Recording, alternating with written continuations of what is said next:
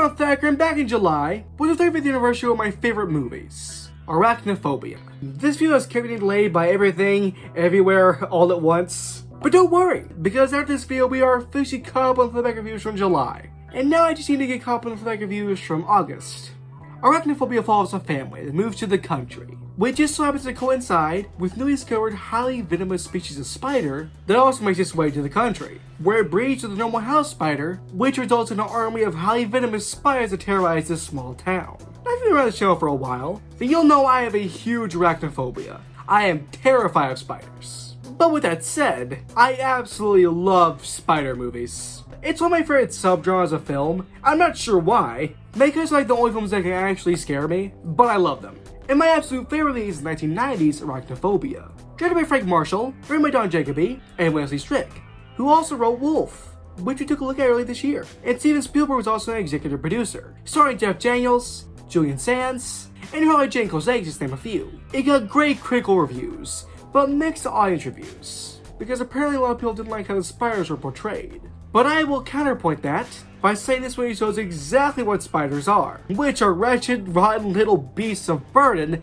that cause me tremendous amounts of fear pretty much every single day. But I digress. It made $53.2 million on a budget of $22 million, and I'm pretty confident. The only reason why I didn't do better at the box office was because of competition from Ghost and Die Hard 2.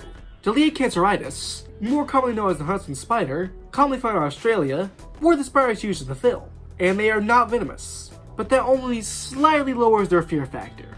And for the main big tarantula, a Goliath burrowing tarantula was used, which on set was named Big Bob, all which were taken very good care of, as well as some spectacular effects that range from being just simple magnets to make the spiders move, to being full-blown animatronics, and somehow led to a video game and a comic adaptation.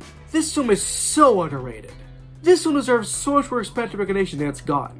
This is another film along the line of creature terrorizing a small town movies like Jaws, Gremlins, The Fog, Killer Clowns from Outer Space, etc. And by the way, if you haven't seen Arachnophobia, please go watch it. If you like horror movies and even are not afraid of spiders, I think you'll like it. Then come back to this video. But yeah, I love this film so much. It's one of my favorites. For one, this film was advertised as a horror comedy. Actually, when it was originally released, it was advertised as a thrill-omedy. Hollywood Pictures and Amblin Entertainment present Jeff Daniels, John Goodman, Arachnophobia, a thrill-omedy. And while yes, it is 100% a horror film, I wouldn't call Arachnophobia a comedy. It definitely has funny moments, most of those being John Goodman's character, which actually does give you some pretty good laughs. It's a quote I somehow actually found a way to quote in real life.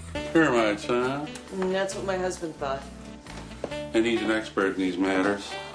Well, no. Didn't think so. What is it? It's hard to say. Would anybody object if I tore this floor out? I would. False alarm, then lead on. Bad wood. Oh, so what do we do? Tear out bad wood. Put in good wood. But I don't really think Arachnophobia should be considered a comedy. But it is a great, really suspenseful horror film. Maybe just because I'm terrified of spiders. But there are times when I'm watching this movie I will kind of tense up and get really nervous.